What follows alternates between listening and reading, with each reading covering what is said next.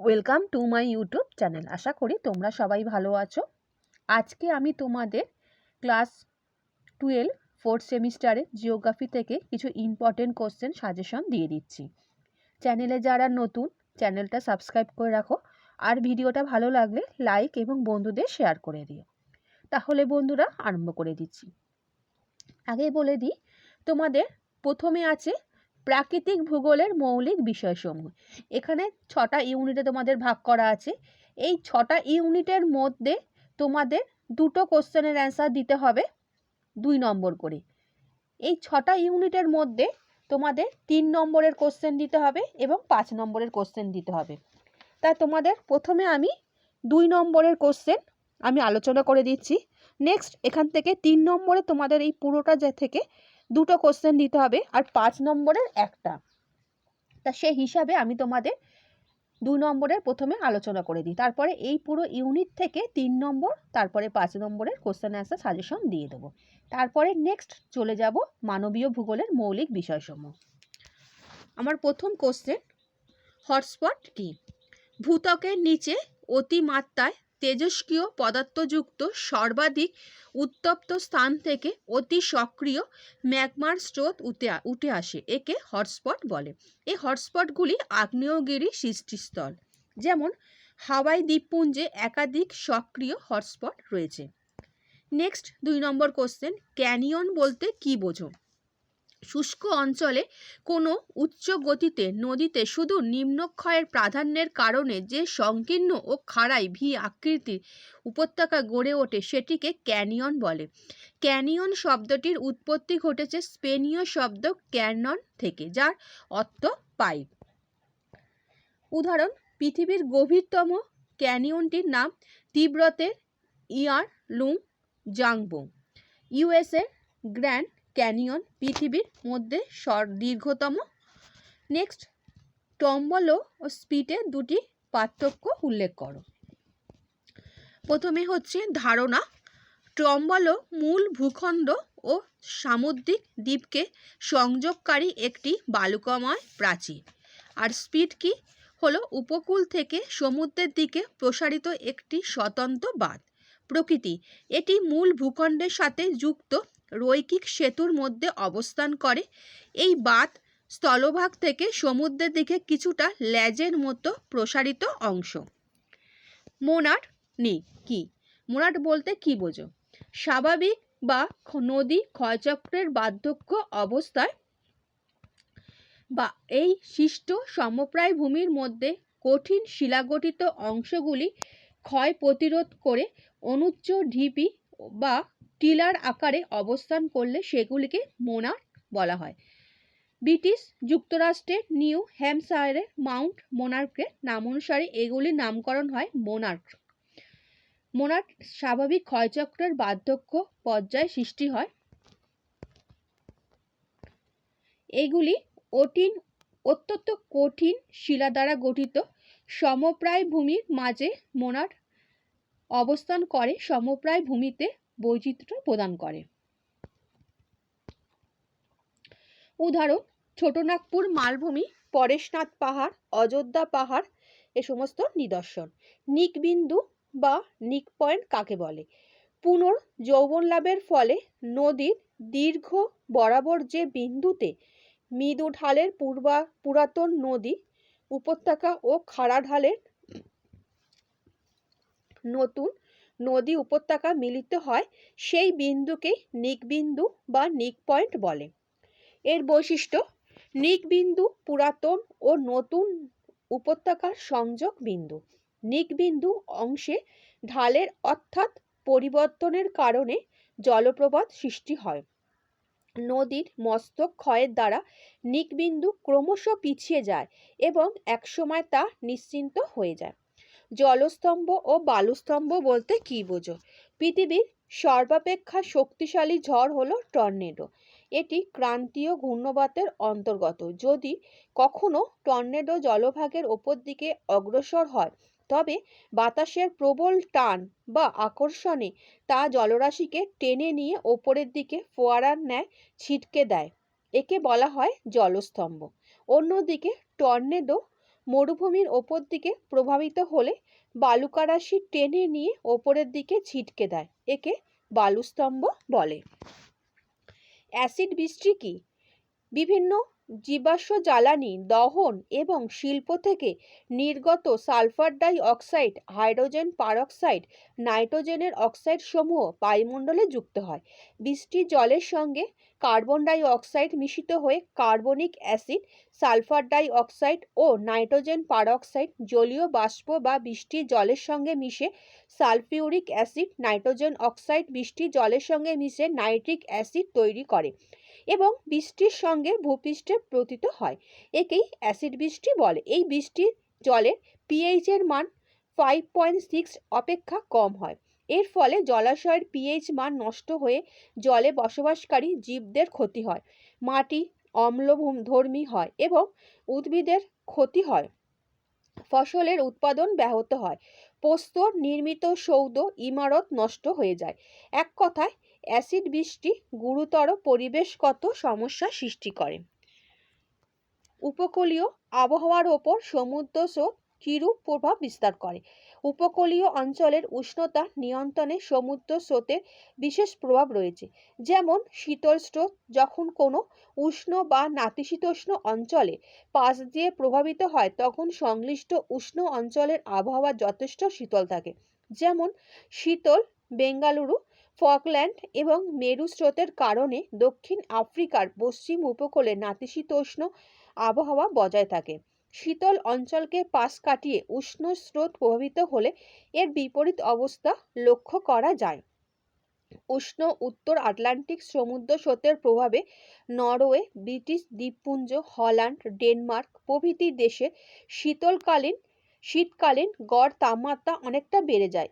ফলে তীব্র শীতের হাত থেকে এইসব অঞ্চলের মানুষ কিছুটা হলেও রক্ষা পায়। এছাড়া সমুদ্র স্রোত অনুভূমিকভাবে তাপমাত্রা সঞ্চালন ঘটিয়ে উপকূলবর্তী অঞ্চলে উষ্ণতার একটি ভারসাম্যপূর্ণ সহাবস্থান ঘটায়।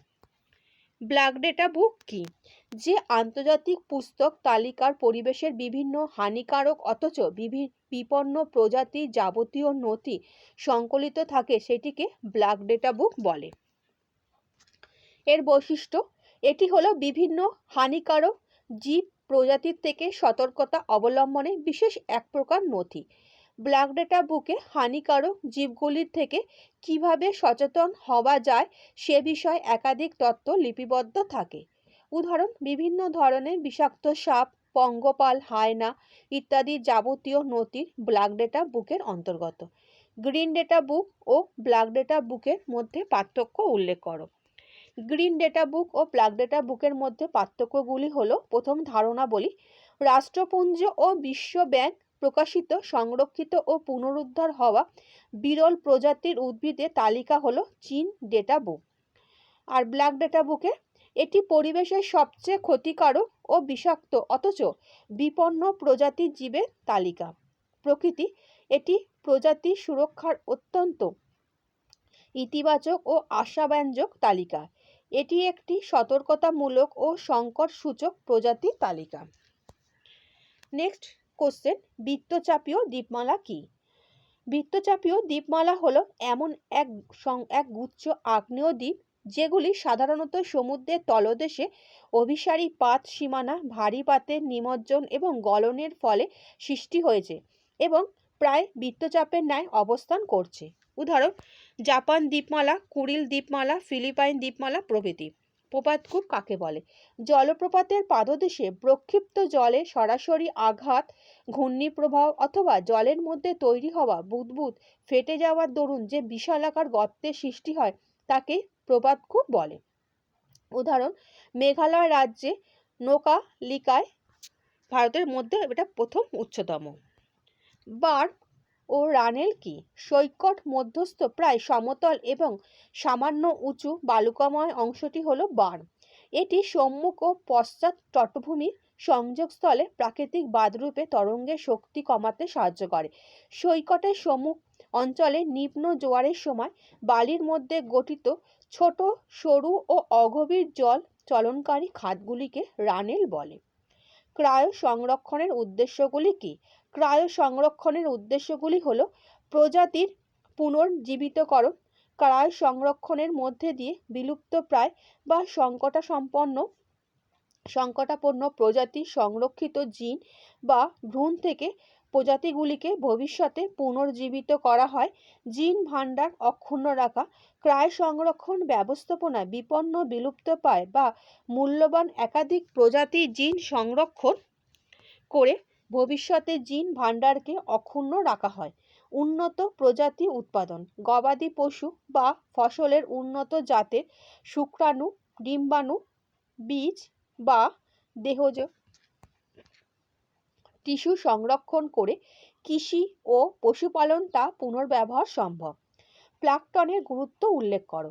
মৃদু, শীতল বা নাতিশীতোষ্ণ সমুদ্রে ভাসমান আণুবীক্ষণিক উদ্ভিদ ও প্রাণী রূপে প্লাঙ্কটন বিভিন্ন কারণে বিশেষ গুরুত্বপূর্ণ। যেমন খাদ্য শৃঙ্খলের ভিত্তি, সামুদ্রিক খাদ্য শৃঙ্খলের অন্যতম ভিত্তি হিসাবে উদ্ভিদ প্লাঙ্কটনের বিশেষ ভূমিকা রয়েছে। অক্সিজেনের যোগান, জলাশয়ের প্লাঙ্কটন অক্সিজেনের উৎপাদনে সহায়তা করে। খাদ্য সংস্থান, মাছ ও অন্যান্য সামুদ্রিক প্রাণীর প্রধান খাদ্যরূপে প্লাঙ্কটন গুরুত্বপূর্ণ। ওজোন স্তরকে প্রাকৃতিক সৌরপর্দা বলা হয় কেন? বায়ুমণ্ডলে 20 থেকে 35 কিলোমিটার উচ্চতার মধ্যে ওজোন গ্যাসের ঘনত্ব সর্বাধিক থাকে বলে এই স্তরকে ওজোন স্তর বলে। সূর্য থেকে আগত অত্যন্ত ক্ষতিকর অতিবেগুনি রশ্মি এই স্তরে ওজোন দ্বারা শোষিত হয়। ফলে অতিবেগুনি রশ্মির ক্ষতিকারক প্রভাব থেকে মানুষ তথা সমগ্র জীবজগৎ রক্ষা পায়। আবার অতিবেগুনি রশ্মিকে শোষণ করার মাধ্যমে ভূপৃষ্ঠের উষ্ণতা কম রাখতে ভূমিকা নেয়। ওজোন স্তর না থাকলে সরাসরি অতিবেগুনি রশ্মি ভূপৃষ্ঠে এসে ক্ষতিকর প্রভাব ছাড়াও বায়ুমণ্ডলীয় উষ্ণতাও বৃদ্ধি করত। এই জন্য ওজোন স্তরকে প্রাকৃতিক সৌরপর্দা বা রক্ষা কবচ বলা হয়। সৌর কলঙ্ক কাকে বলে? সূর্য একটি জ্বলন্ত গ্যাসীয় পিণ্ড। পৃথিবী থেকে মাঝে মাঝে এই সূর্য পৃষ্ঠে কিছু কালো দাগ দেখা যায়। সেই কালো দাগগুলিকেই বলা হয় সৌর কলঙ্ক।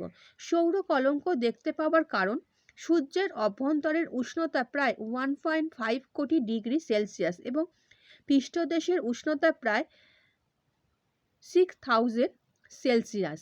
এই জন্য ওই প্রচণ্ড উত্তপ্ত অভ্যন্তর থেকে অনবরত উত্তপ্ত গ্যাসের স্রোত বাইরের দিকে প্রবাহিত হচ্ছে। এর মধ্যে যেসব জায়গায় সূর্যের চুম্বকীয় ক্ষেত্র খুব শক্তিশালী হয়ে ওঠে সেখানে ওই বহির্মুখী উত্তপ্ত গ্যাসের স্রোত বাধা পায়। ফলে সেখানে উত্তাপ কিছুটা কমে যায় এবং ওই কম উত্তাপের জায়গাগুলি পৃথিবী থেকে কালো দেখায়, যাদের সৌর কলঙ্ক নামে অভিহিত করা হয়। কোপেনের শ্রেণীবিভাগ ও উষ্ণতা ভিত্তিক ও আর্দ্রতা ভিত্তিক শ্রেণীবিভাগগুলি উল্লেখ করো। কোপেন জলবায়ুর শ্রেণীবিভাগ করতে গিয়ে উষ্ণতা এবং আর্দ্রতা বা বৃষ্টিপাত এই দুই বিষয়কে ভিত্তি হিসাবে ধরেছেন। উষ্ণতার ভিত্তিতে নির্ধারিত শ্রেণীবিভাগ এ, সি, ডি এবং ই। আর্দ্রতা তথা বৃষ্টিপাত এবং বাষ্পীভবনের মাত্রার ভিত্তিতে নির্ধারিত একমাত্র শ্রেণীবিভাগ হলো বি। ফ্রন্টোলাইসিস কাকে বলে? ফ্রন্টোলাইসিস হলো একটি বিদ্যমান বায়ু প্রাচীরের বিলুপ্তির প্রক্রিয়া। এটি দুটি ভিন্নধর্মী বায়ুর মধ্যকার পার্থক্য হ্রাস পাওয়ার মাধ্যমে বায়ু প্রাচীর দুর্বল হয়ে বিলুপ্ত হয়ে যায়।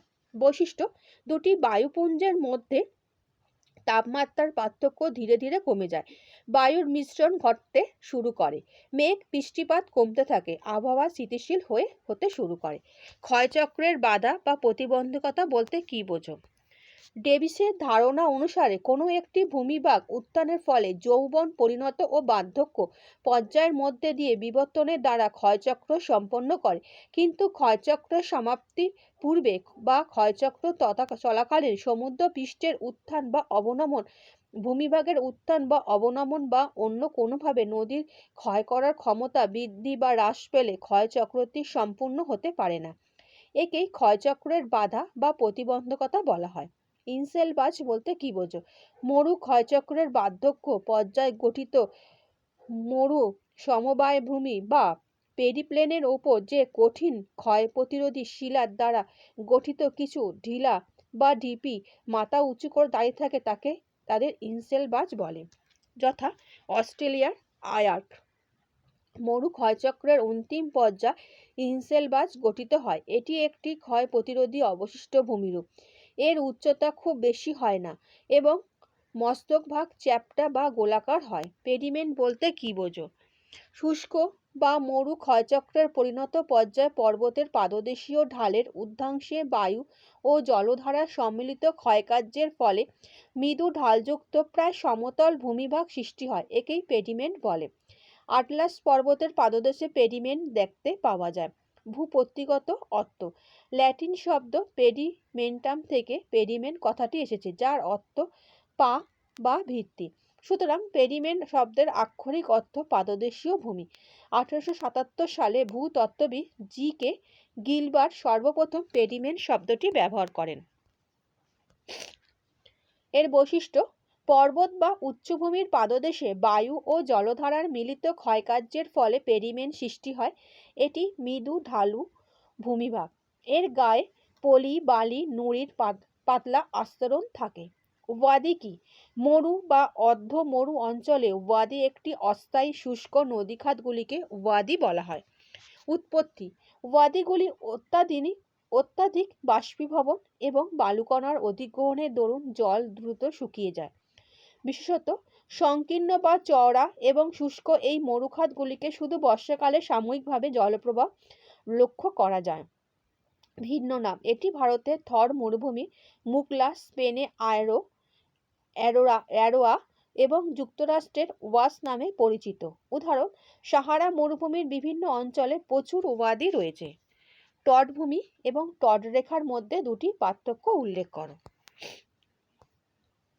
প্রথমে তটভূমি আর তটরেখার মধ্যে বিষয়টা বলছি।